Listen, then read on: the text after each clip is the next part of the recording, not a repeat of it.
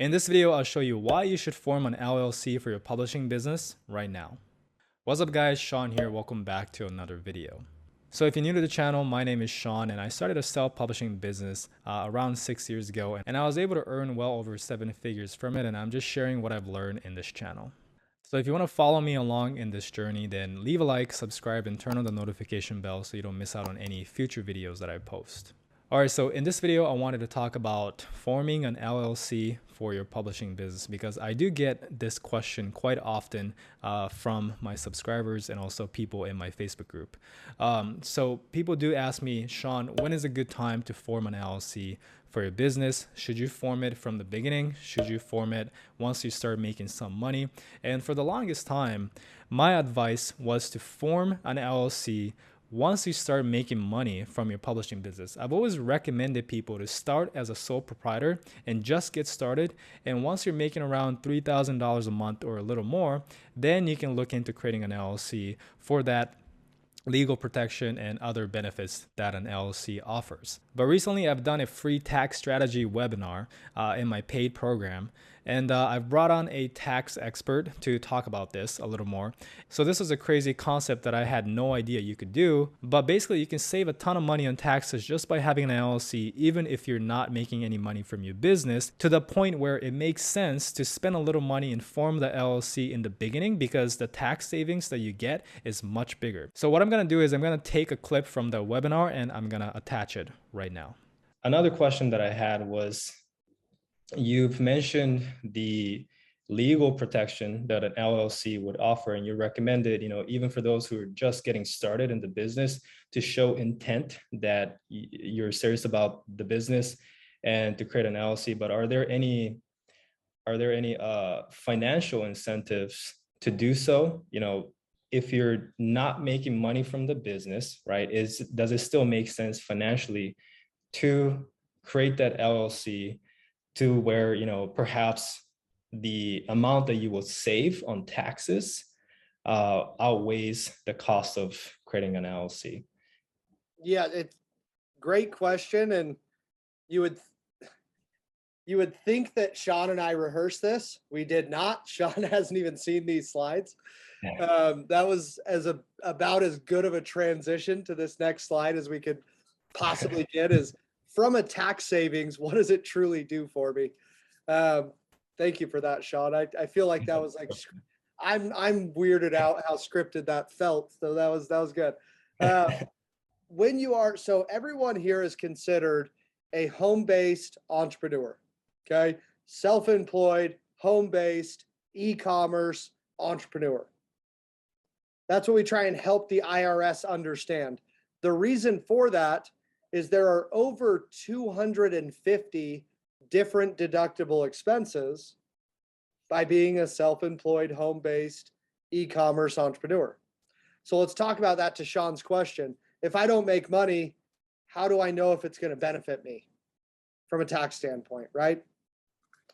Everyone here has invested a couple things: money and time, right? The money is more so what matters from a tax standpoint, but for you, the time is important to be tracked so that you know truly what's going on with the business. So a lot of times when you make an investment, $97, $1,000, $10,000, you can spend $100,000 on a lot of businesses in the first couple years. Obviously that isn't this model, but the point to that is everyone spent money. We don't want that to be looked at as an educational cost. We want that to be looked at as an advisory cost or research and development for your business. So if you spent $1,000 on education and you spent money on phone, internet, power, portions of your rent or your mortgage, are you traveling for your business? Do some of you have blogs or online marketing, right? Do you need your vehicle for your business? Are there marketing expenses, shipping costs? The list goes on and on and on. But the reason I expand on Sean's question as much as I do, you see how easy it is to get $10,000 worth of what are business related expenses that can write off against any taxable income. Okay.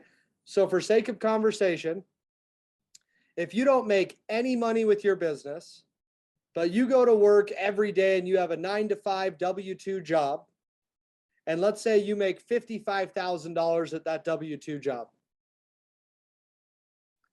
As an individual without a business, you usually will end up paying about $9,000 in taxes.